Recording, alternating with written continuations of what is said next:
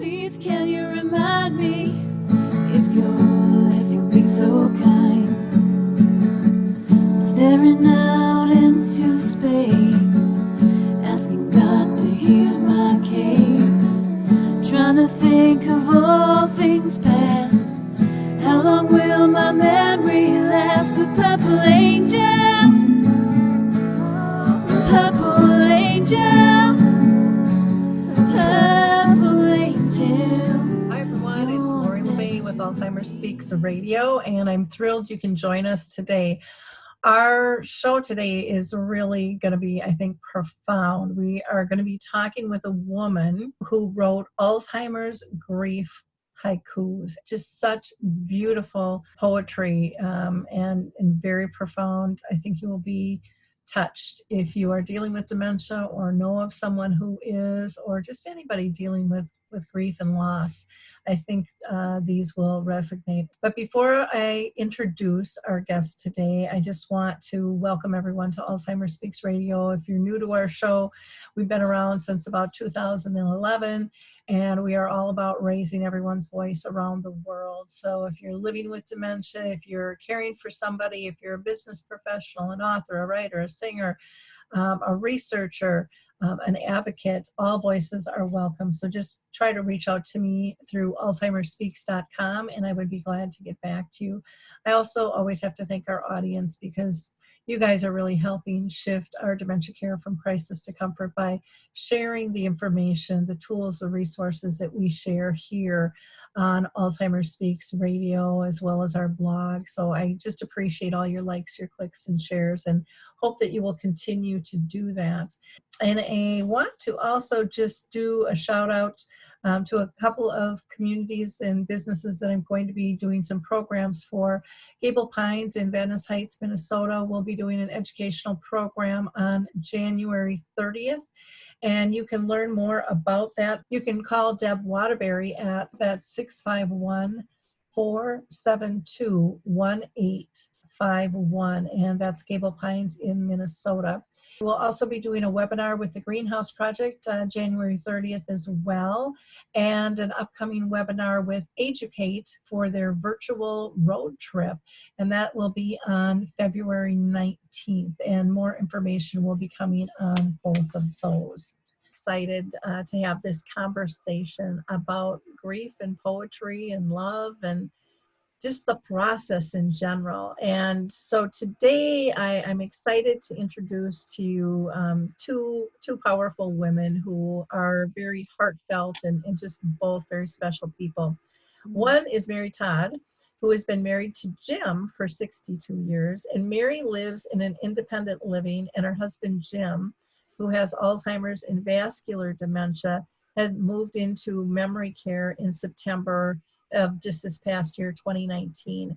And Mary's going to share with us her Alzheimer's grief haiku. So welcome, Mary. How are you doing today? Thank you. I'm doing okay. Hi, Laurie. I'm thrilled to have you with us. Thank you. Mary's sidekick here with her today is Nancy Niero, and she is an ordained clergywoman in the United Church of Christ. And her call to ministry is called Anoint.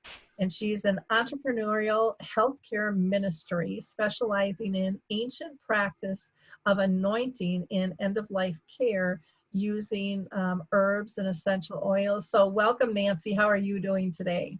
I'm doing great, Lori, and I love being introduced as Mary Todd's sidekick. I think that's perfect. I love that. Wonderful. Wonderful. So I always ask everyone to share a little bit more about their story and if they've been touched by dementia. And Mary, I had mentioned that Jim has dementia. Can you tell people a little bit about when Jim got diagnosed and how that affected you? He was diagnosed with mild cognitive impairment in 2011. And I remember that day very well. I always take copious notes at every doctor's appointment. And it wasn't until 2016 that the neurologist, when Jim said, "What's the matter with me?" And she said, "You have dementia." And I argued with her. It was like, no, he has mild cognitive impairment, and it's not likely to develop into dementia. And she said, "That's not true." So I went back and looked at my notes. I'm very good at denial. So my notes clearly said likely to develop into dementia, but what I wrote was, what I remembered about what I wrote was not likely. So since that time, as I say, I'm really good at denial. And so I did start looking around and trying to find, and that's when I found you, Lori, when the first dementia-friendly cruise that you did, Jim and I went on, and that was in 2017. So that was shortly after the doctor had used the word dementia. So I was on the internet. I love to learn. I'm not so glad that I needed to learn about this, but it was something I needed to learn about. So yeah, that's where I've been for the last several years. Well, thank you so much for sharing that with us. I know that that's a hard journey, and I think most people in this space are real good at denial. I mean, that just kind of comes with, it's kind of the D word with dementia. Denial is almost its sidekick there.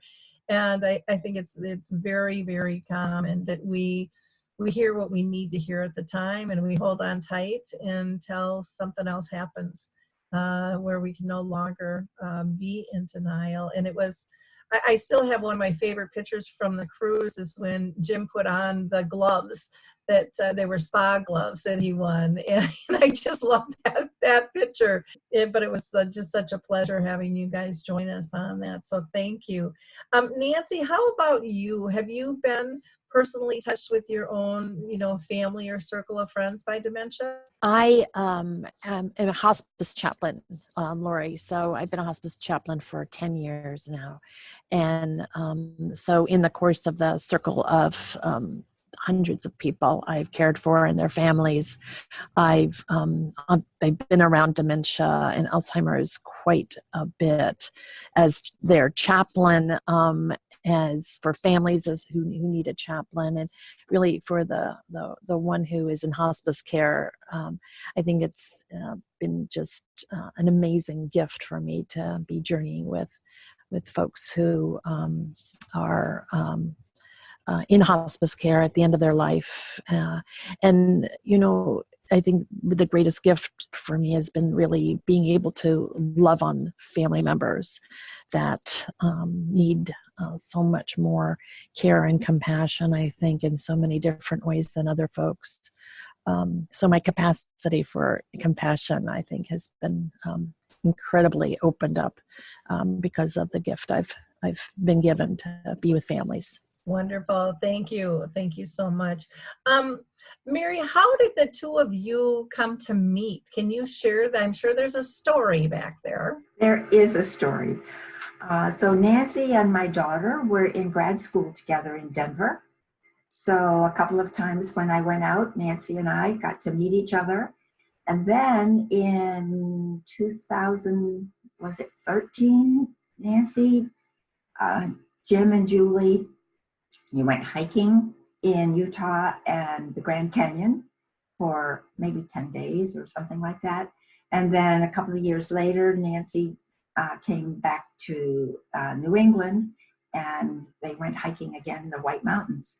So we reconnected at that time as well. So yeah, I'm so glad to know Nancy. Wonderful. Thanks for sharing that background. And Nancy, I want to talk to you just a little bit about Anoint and how you got started, and maybe the background regarding the haiku book itself. Well, thank you, Lori. Well, Anoint came out of my work as a hospice chaplain. I got a very late call to ministry, went to seminary when I was 50, and came out to 3 years later and was cutting my teeth on how to be a hospice chaplain, and was working on call for 5 nights a week as a hospice chaplain. And I found myself wanting to really create ritual for family, to create kind of this gathering place. And I felt like anointing oil was one of those ways to create ritual for families, and the people that they love. But what I found out was that when you inquire about anointing oil, at the time, this was more than 10 years ago, I couldn't find any kind of place where you could find out how the anointing oil was made, what kind of ingredients were in the anointing oil, where those ingredients came from, and how the manufacturing of anointing oil went. There's a lot of companies out there that actually sell anointing oil, but when you push a little bit, nobody's really knows a lot of those answers. And I was bound and determined that if I was going to put something on my hands of an anointing oil to anoint somebody else, I wanted to know everything about that anointing oil. So I could tell family members, this means this is, it was made with this, and it was made with that, and made here. And I just came up with time and time with just more frustration. And so I went back to school, a herb school, and I learned how to make anointing oils. And I went to this herb school in Denver where it wasn't just anointing oils, but it was really about being much more intentional about supporting people with this ancient practice that I really have come to love so deeply, and know the power of what it brings to people, families, and people who are dying. So Anoint came out of all of that. And then I was just feeling that as I tried many other things, like essential sprays with essential oils, and started making my own tea blends for patients and families and myself and friends, that I thought, well, I think there's something here about really honing in on this end of life grief support care that Anoint now has become in a bigger breath of just not just anointing oils, but really heartbreak and grief support, end of life care support with essential oils, herbs, and now anointing oils as well, for lots of different reasons. I even have a herbal tea blend for folks who are grieving the loss of a pet, because I think that there's just so little sometimes to how do we acknowledge somebody who has lost somebody that they've loved, and we just sometimes don't have all the wherewithal and all the wisdom to know what we can do best for people who we love who have lost someone. So it's a wide variety now of all sorts of wonderful, beautiful things. But anointing oil is its foundation. Wonderful. And I think it's nice to be able to have those rituals, and like you said, with a pet, I mean, it's just recently you can find a card to send to somebody who's lost a pet, and pets are, oh my gosh, they're an extension of our family, and so those things are really, really important. I want to focus today, on your haikus. And Mary, I first want to ask you, did you even know what a haiku was? I did know something. I remember studying it in high school or something. But when I got the journal that Nancy sent me, and she had a haiku blessing for me, I had to refamiliarize myself with it. So the haiku is Japanese poetry, 17 syllables in a haiku. There's 5 syllables in the first line, 7 syllables in the second line, and 5 syllables in the third line. And let me just read you the haiku blessing that Nancy, you sent me. A haiku blessing for Mary's journal. May this be sacred. May these writings be holy. May you find healing. And I think it was that last line. So may this be sacred. May these writings be holy. May you find healing. So not very many syllables, but it was powerful for me. And so thank you, Nancy. Thanks for sharing that. Nancy, when you sent her the haiku blessing, what was your thought in sending that? Were you hoping that she would start writing herself? It's so sweet to hear you say those words, Mary. Thank you so much. Well, I should say that I posted this on Anoint, and Mary and I obviously are very good friends. And but I posted this invitation to Anoint with a photograph of the sample journal that I brought with me today for you to see, Lori. And I made my own and took a picture of it, and I posted this because people who follow Anoint know that I'm very, very, very committed to looking at how we grieve with art. And I love this so much research now on this creative spirit, that how art and creativeness can journey so well together with our grief journey and where we are in our grief, and just this really beautiful way of, sometimes we just don't have the words to express our grief, but we can sometimes find the creative art to find our grief, and write it and illustrate it and speak it in a different way other than the language that we're familiar with. I just there's so much there and so rich. So the idea was that I put this out before Thanksgiving, and I think it was like the beginning of November. And I just put it a posting saying, hey, I've just created my holiday grief journal. I'd love to send one to anyone, and you, and with a blessing from me that I will include in it. And Mary was the only person who took me up on that invitation. And she knows that now, because I told her, like, she was the only one of everyone on Anoint who said, I'd love one. So here's somebody I actually knew, I loved. There are a lot of people on Anoint that I don't know at all on the Facebook page, but I knew this person and I love her so much, and we have this beautiful history together. And I was like, what a blessing for me to be able to have, and I was thinking other people were going to do this, but Mary was the first one, and then obviously the only one who asked for one. So it was the sweetest thing to be able to write a blessing for somebody that you love. I know Jim and Mary and Julie's journey so well. So this whole place of like, I'm just going to write a haiku. I think I'm just going to write a haiku. It was just like this random, but not random, It was all supposed to be kind of intentional, but at the time I didn't know that at all. And I certainly, we've talked a lot, Mary and I, over the grief that she holds in her heart for what's been happening. But I had no idea, of what to come out of that blessing. I had no idea that there would be this like amazing gift of haiku grief poetry that Mary's written, which I hope we'll hear soon.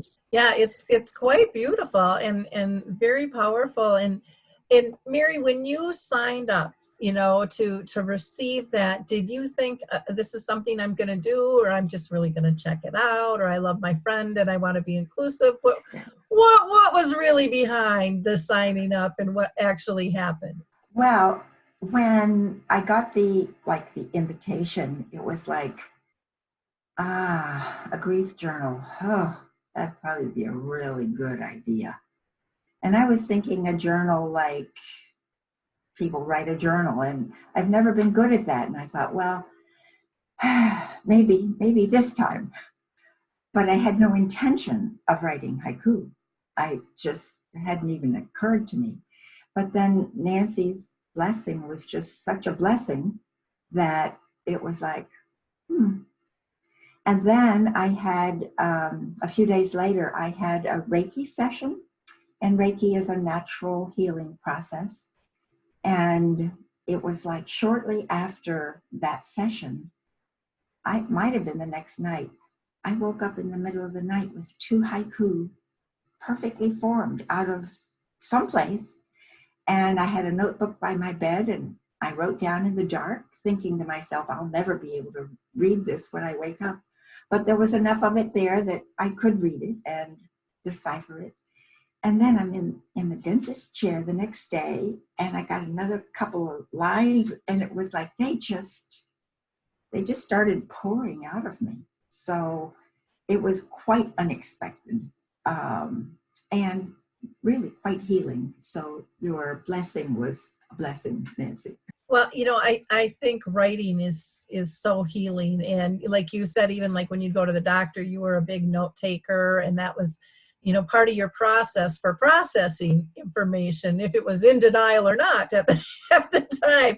I mean, and I'm kind of like that too. I like to have things, I like to listen, but I like to, jot my notes and stuff too.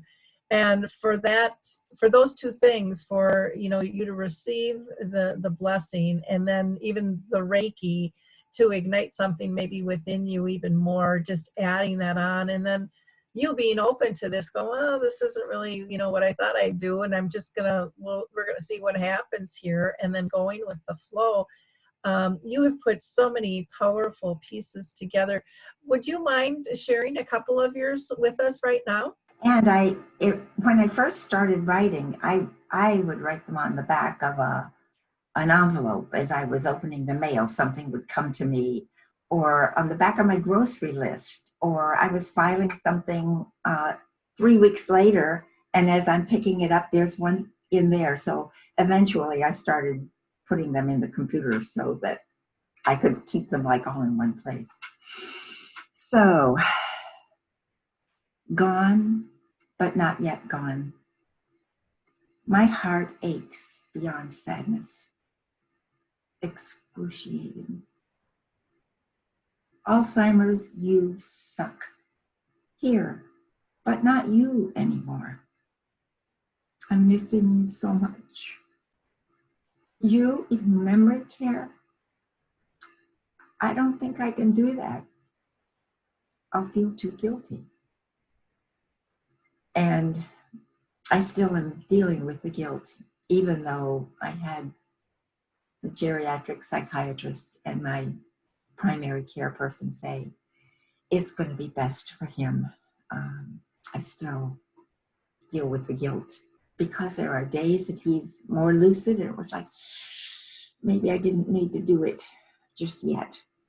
But my kids were great, and we're very fortunate that we're in the same building, so I don't have to travel 20 minutes or half an hour to get to him. I have breakfast with him every morning. And so in that way, I'm really, really blessed. And my kids were just remarkable. It was like, Mom, we're as worried about you as we are about Dad. So they were really great. But then 2:10, 3:30, 4 a.m. Sleep evades. Total exhaustion. Sadness envelops. Gather pink light in my heart. Healing. Breathe deeply. I hug you and I weep. It's so empty without you. I want the old you. For better, for worse. We had some fun times, we did. This worse was the pits. Sadness, emptiness, plumbing the depths of my life. 62 plus years. And Nancy, I think maybe this next one might be with your urging or your, I don't know, your prompting or something. Anoint me with oil. The void is deep, so deep. Heal my broken heart. Life is so different. There's a huge hole in my heart, looking for some sun. Black nativity, going out with family. I wish you could go. Like Nativity is an annual event in Boston that is by people in the African American community that retell the Nativity story from their point of view. And we always took our kids every year, and it was just such an important event. And they keep Jim's picture by the door, so when I leave each time, I kiss him. And when I kissed him that time when we were going to that Nativity, it was like, I wish you could go. So, balloon volleyball. I love to see you happy. Smile comes to my face. Balloon volleyball is one of the activities you do in memory care. Hospital ER. What? End of life decisions? I am not ready. It's complete heart block. Pacemakers too invasive. What do I do now? People often ask how Jim is and how I am, and it's like, I'm doing fine. Then why unexpected tears? Who am I kidding? Help me, oh, help me. Where do I turn for comfort? Give me a cookie. You do love ice cream. It fixes most everything. Thank goodness for that. Sometimes you try me. I know it's the disease, but be patient, Mary. Shadows cover me like a veil I can't see through. Is there sun out there? Feeling bottled up. Tender words I want to say get stuck in my throat. It just hurts sometimes. He doesn't know who I am. His mother? Not sure. This next one was from, I was having a hard time crying one time, and my daughter said, Mom, remember that song we used to sing? It's all right to cry. So this is from a record that we used to play with our kids called Free to Be You and Me by Carol Hall. And it was, it's all right to cry. Crying gets the sad out of you. It's all right to cry. You just might feel better. It's all right to cry. Crying gets the sad out of me. I'll feel better. This one is kind of interesting. I don't even know where it came from because I didn't understand it, but this is what I wrote. Phoenix in the fire, emerging that much stronger, reborn from the ash. And I think this is Greek mythology or something, the phoenix, and it's like a bird that gets burned up and is reborn. It was like, whoa, I had to look it up on Google to find out what I was writing about. Where did that come from? Very interesting. Another day dawns. Don't want to get out of bed. Let me sleep some more.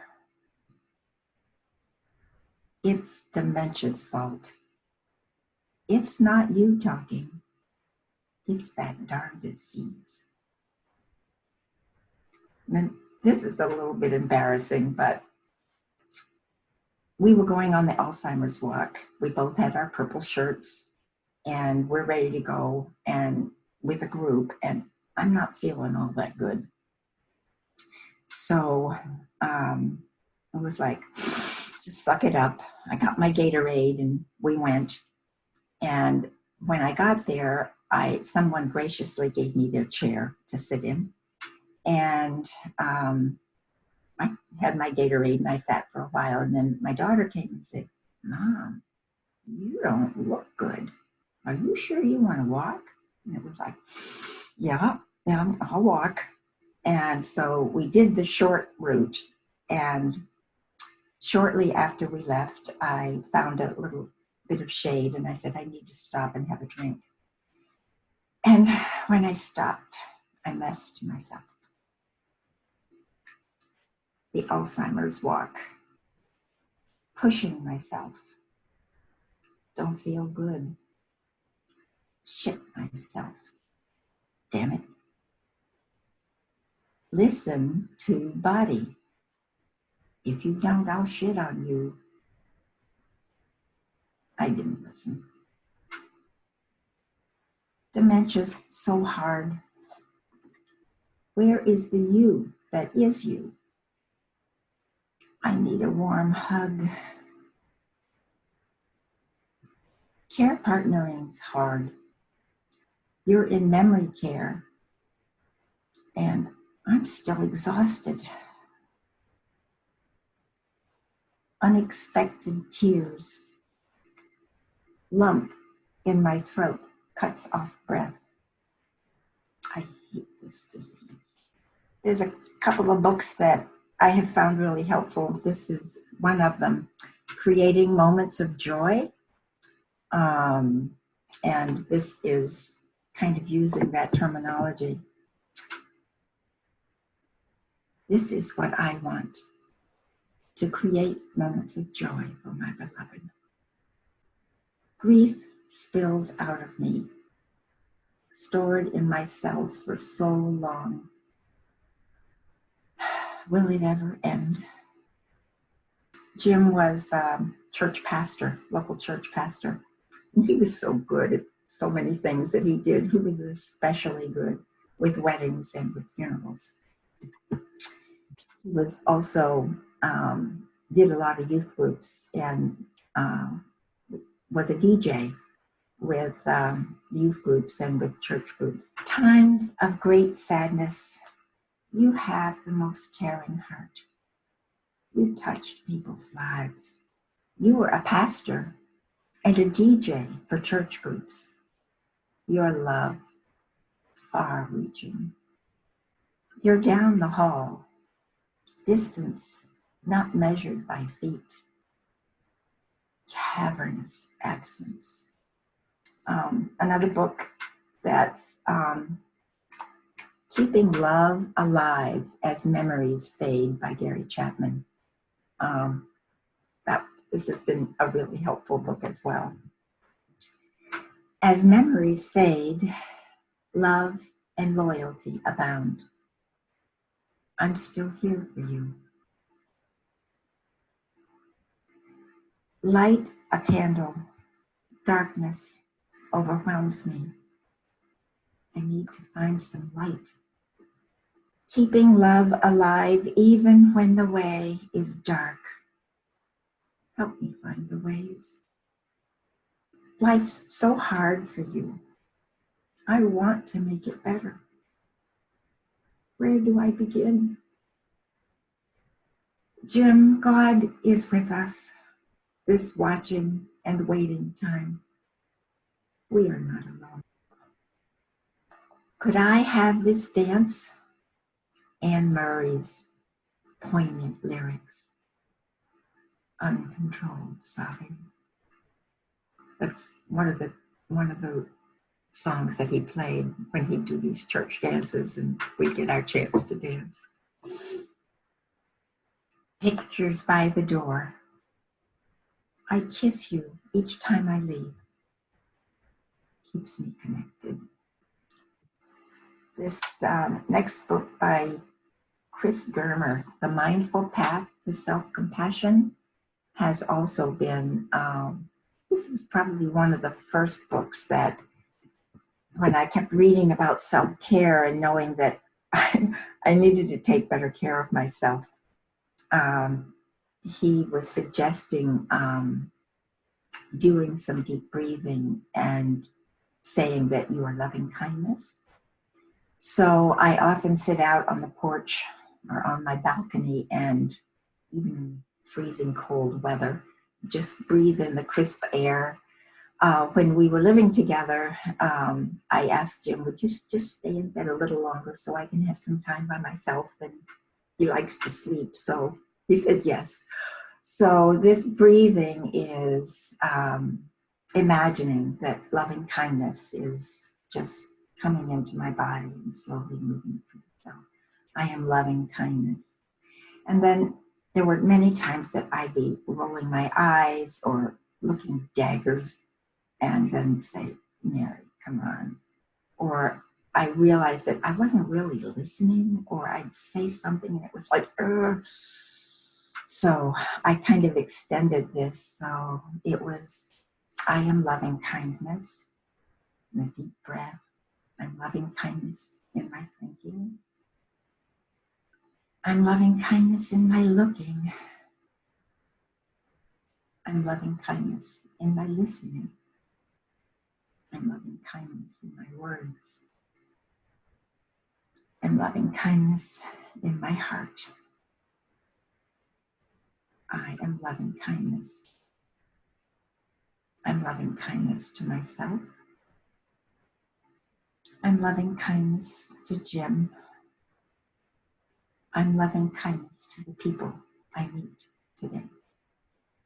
So that's kind of my morning ritual. So this is my haiku.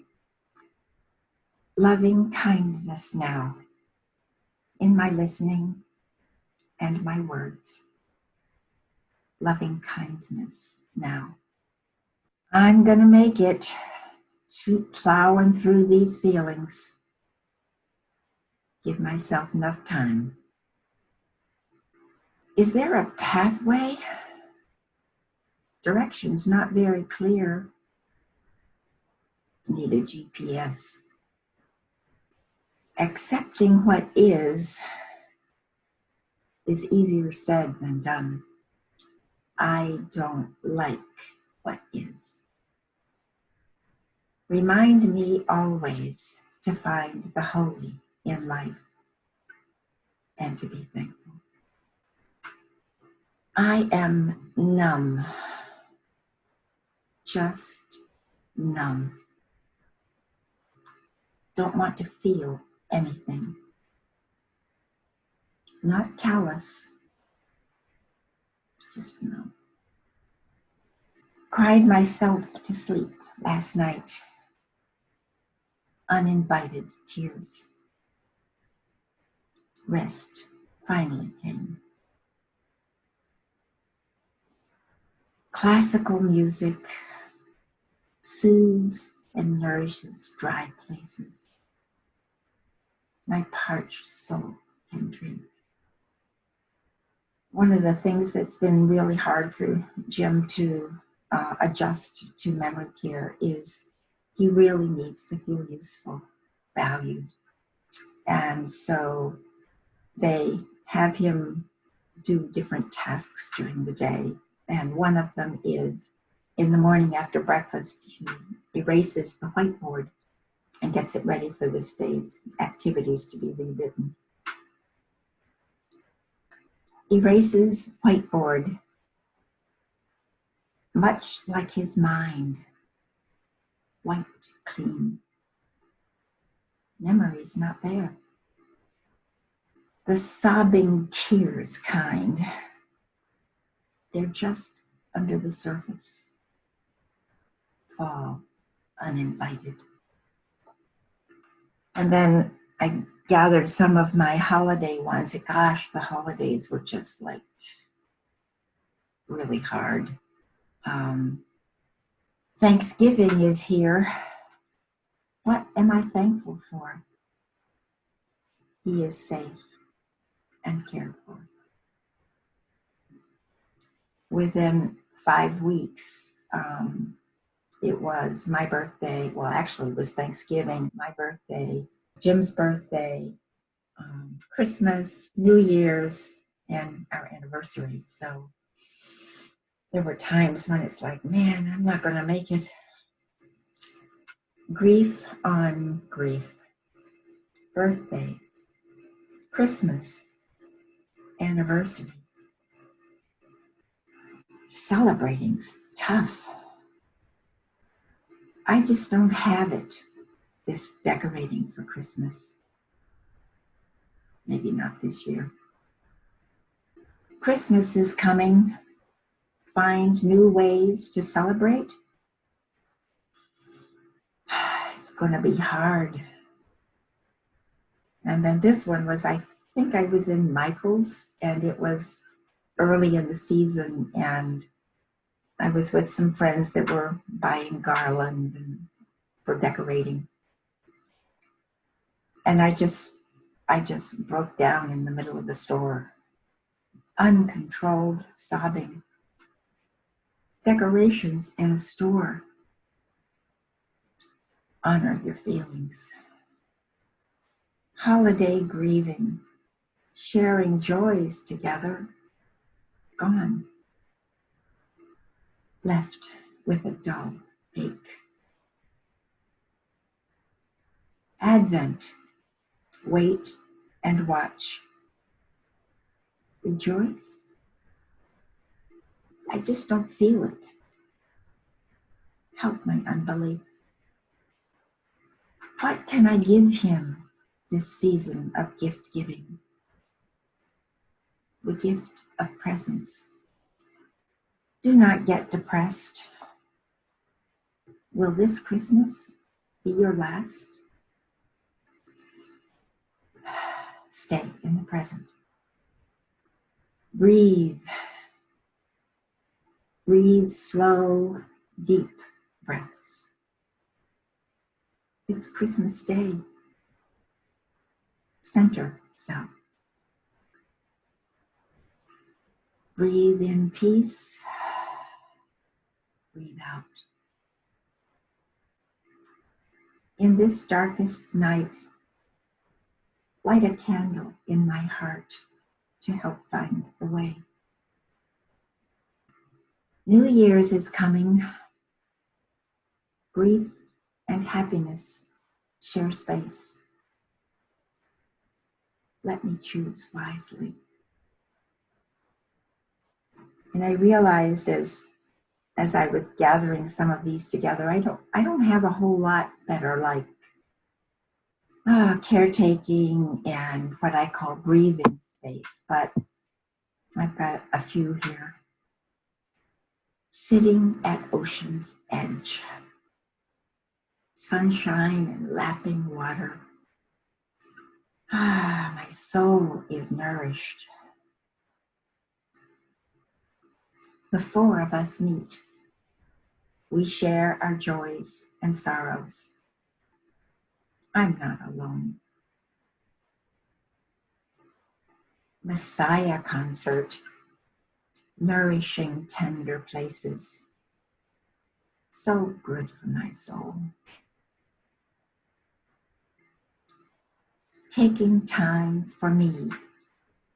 Self-Reiki at close of day. Calming and peaceful. Walking in the dark promises that the path will lead in time to dawn.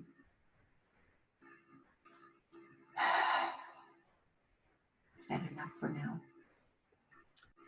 Mary, they're so beautiful. I'm just thinking this needs to be an audio book. I mean, it's like I did not want to stop you. I'm crying with you, and you held together so beautifully. But it's just, your emotions. You are so vulnerable, and it's such a gift you are giving people, because so many people are feeling what you're feeling, and they don't know how to share it. They don't know where to go. And like you said in one of yours, I'm not alone. And that to so many people makes this walk easier. Here I go. I'm just, but when I wrote them, I wasn't thinking that I would ever tell anybody about any of them. I wrote them because it helped me, and I never ever thought that somebody else would find them well, maybe interesting, but not helpful. So that's been kind of a surprise that, I don't really know what I will do with them. And, an audio book, I never thought about that. So any ideas out there that people have? It has been interesting. I've shared it with when I said the four of us meet, there are four of us women who meet here once a week. And we write some, and we kind of like share how our week has been. And I've shared it with them, but not widely. So I'm just kind of like surprised. Well, I think of just the gift you're giving the other women, and now they're writing too. And I want to throw this back to Nancy for a second and pull you into the conversation. Did you ever imagine this ripple effect or the beauty of her writing? I mean, it's just amazing, the emotions that you've captured so beautifully. No, I could have, and I think Mary would also maybe even say too, I think she's been saying this all along, she had no idea that all of this would be pouring out of her. I first heard of the haiku poetry, haiku grief poetry that Mary was writing. Just like I shipped the journal, I think the first weekend of November, and by not even a week, I was getting emails with some of the poems, and particularly I shared the Thanksgiving poem on Thanksgiving at Anoint's Facebook page, because I was just completely like you, Lori. I was completely mesmerized by what so many people, and I know this from my own experience in my practice as a hospice chaplain, so many people feel it like what Mary's feeling, and the sense of being alone, but not being alone, having community, but not knowing that day where community is, or finding the imagery of light and lighting a candle, and being in the darkness. I mean, these are just so universal pieces of imagery that I think so many people who are family members with somebody who has dementia and Alzheimer's, that this validation, like I'm thinking that too, or just this, I feel that today. And I think it just speaks to the nature of not only who Mary is, but I think it speaks to the language of how we continue to find imagery that strengthens us, that nourishes us. I loved hearing the words of, I knew where she was when she wrote those words at the ocean.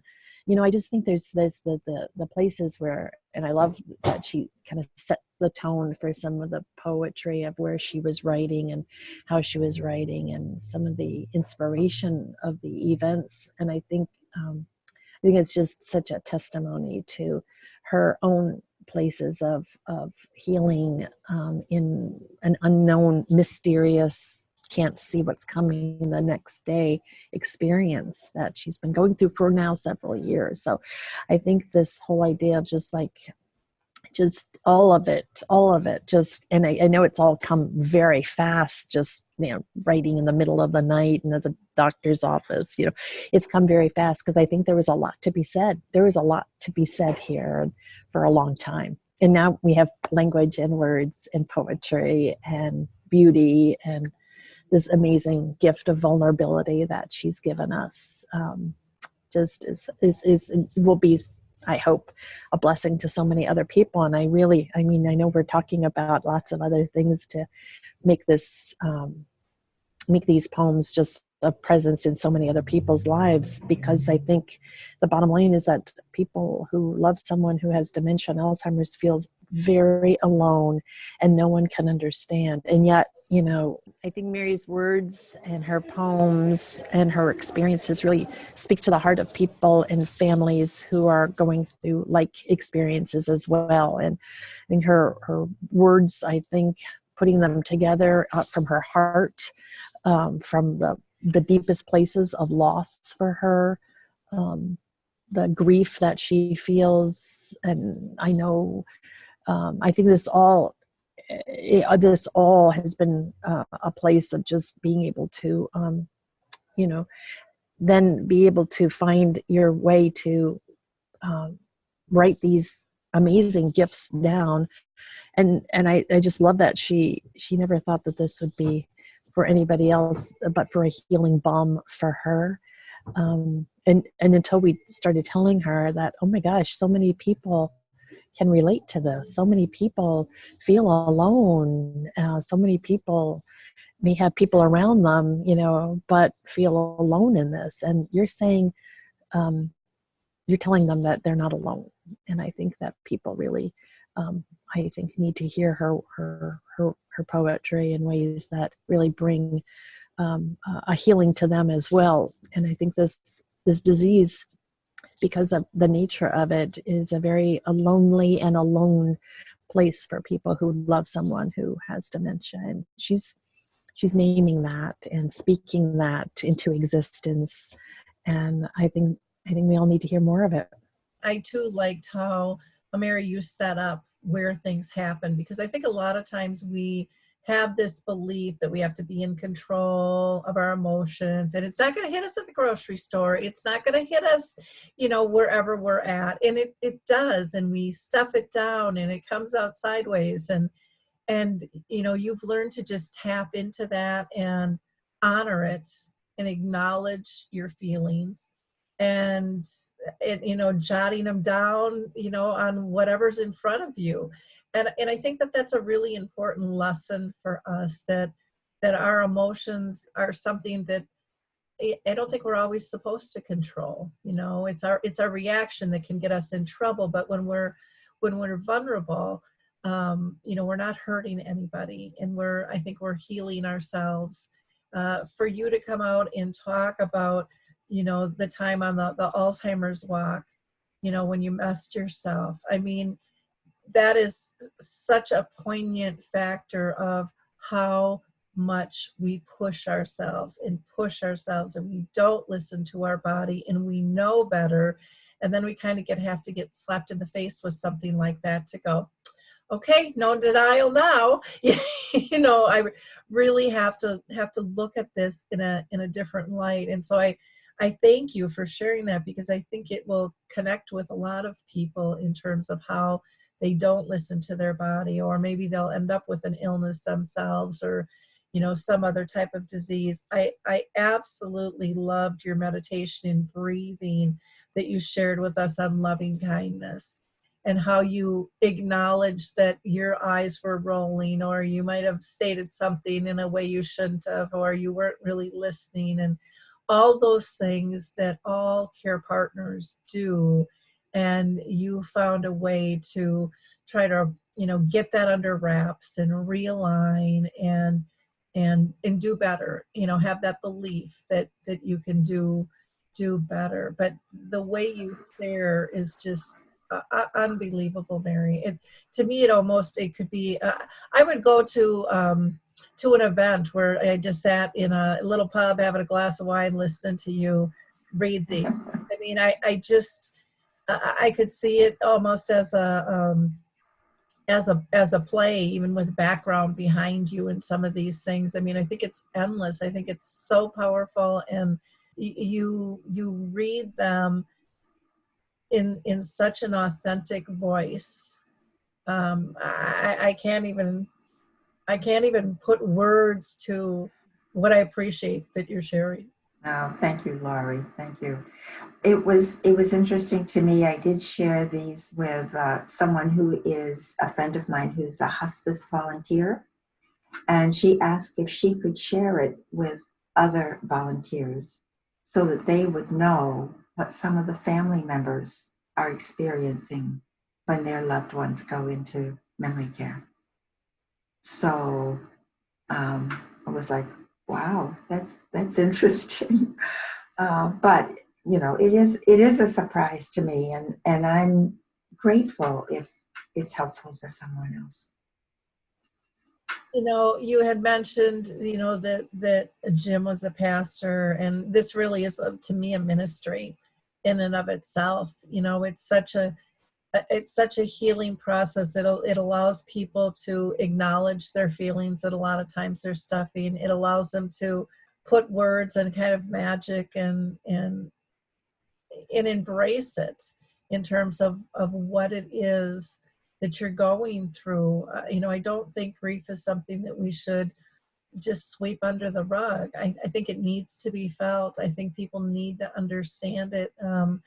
And through your haikus, I just, again, unbelievable. Do you consider yourself a writer, Mary, at this point? Well, I guess maybe at this point I would say yes, but before this, I wouldn't have said yes.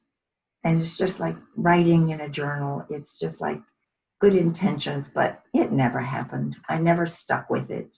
But I guess I would have to say right now, yeah, I'm a writer.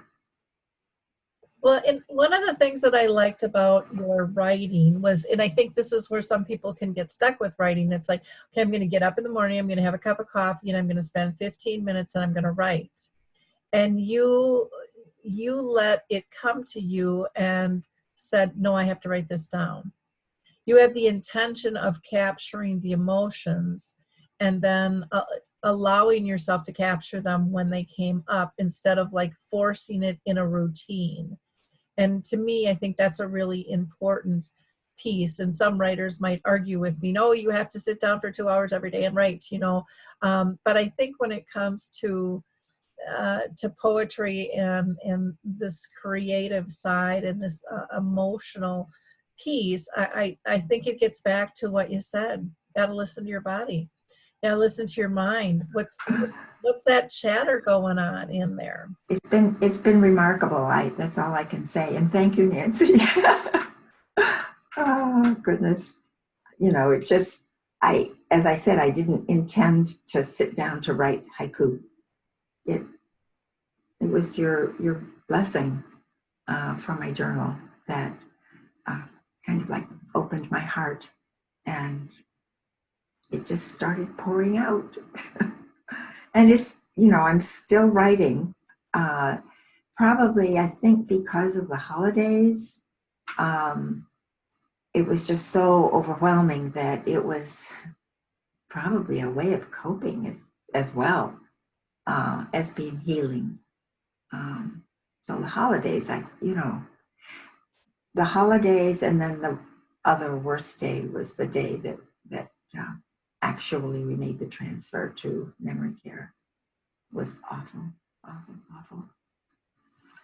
And I'm assuming that you shared these haikus with your family, with your children.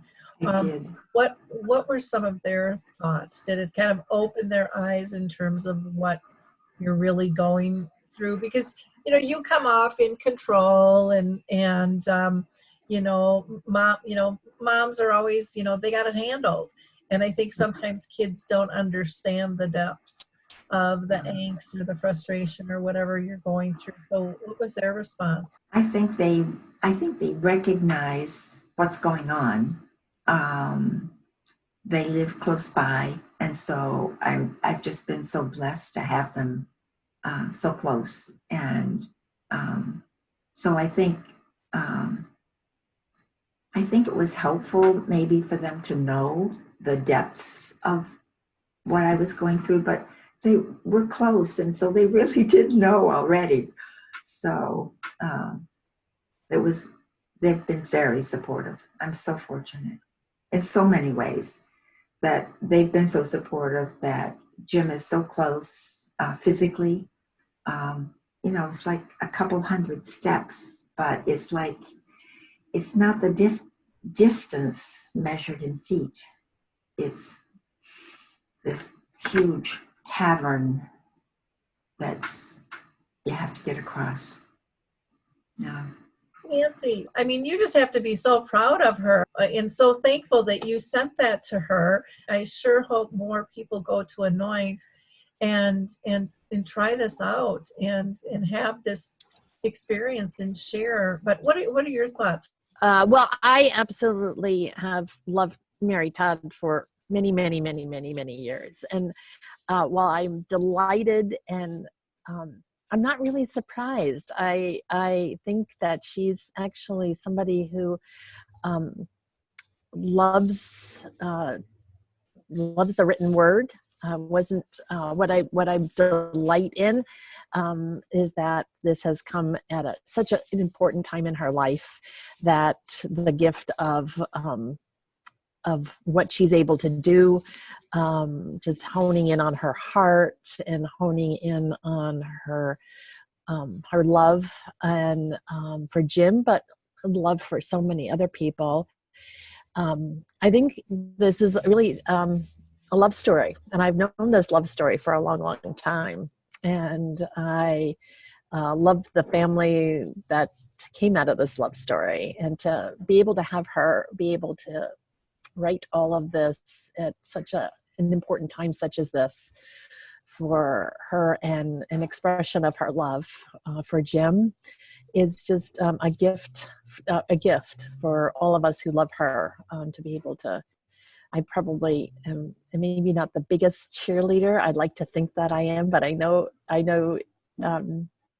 Mary and Jim's children are an incredible big cheerleaders for her right now. And I just think that the world needs to have more of this. And I think the world needs to see more of people being able to find their voice at whatever time in their life needs to be spoken. So I'm incredibly in awe of her, and I love her. I do. Yeah, how can you not? How can you not? I think that actually is a beautiful way to close the show.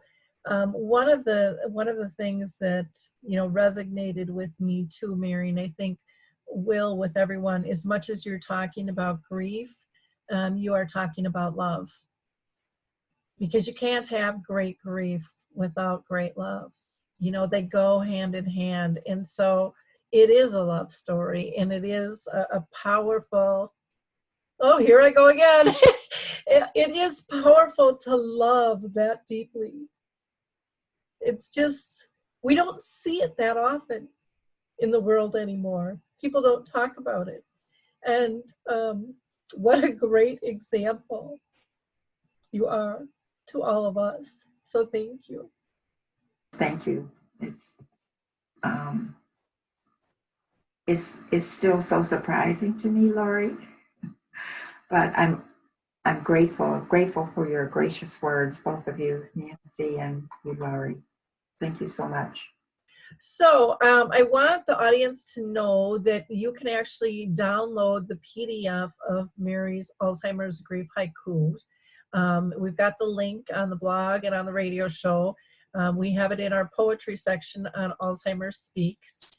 And, maybe it's something that you will want to take away with you and look as an example, to be able to purge some of your own emotions and to be able to record the beauty in the pain. Again, you can't have great grief without great love. And I think that resonates across all ages and all stages of life. And it doesn't just sit necessarily with someone who has dementia.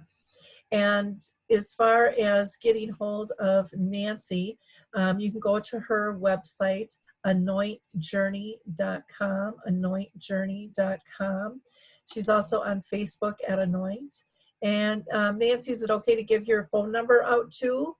I'd be delighted if somebody would like to have their own holiday grief journal with a blessing from me too. I would love to send that out to anybody who feels like that's something that speaks to them, especially after hearing Mary's story today. I'd be delighted to. And yes, please leave please give out my phone number for sure. Okay, so you can reach out to Nancy by phone at 303-601-6430.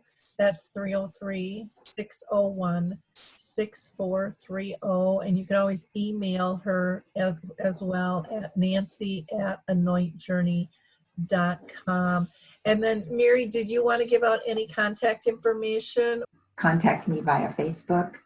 I think in Facebook, I think there were several Mary Todds, but I think maybe when I looked last time, it had Cambridge College. So, and I think I can't remember what the picture is like, probably a picture of my family. So, but I don't really remember. I also wanted to say, if anybody has ideas about how this can be useful, if they could let me know, that would be great. Wonderful. So if we have any publishers or audiobooks or playwrights out there, it's endless. I think it's endless on what the possibilities are for this. It could be used as even training materials or a session at a conference for staff in terms of, when hospice had said, we need our people to know what families are experiencing. I think it's endless, Mary. I think it's just a beautiful, beautiful thing that you've done, and it'll be fun to see where it goes from here. So again, ladies, thank you both so much for your time today. This has just been wonderful. Thank you, Lori. Thank you you. so much for seeing us together, and such a wonderful gift that Mary brings. Yeah. Thank you, Nancy, for seeing that. being there too. Yeah. You're welcome, Mary. Love you. Love you too.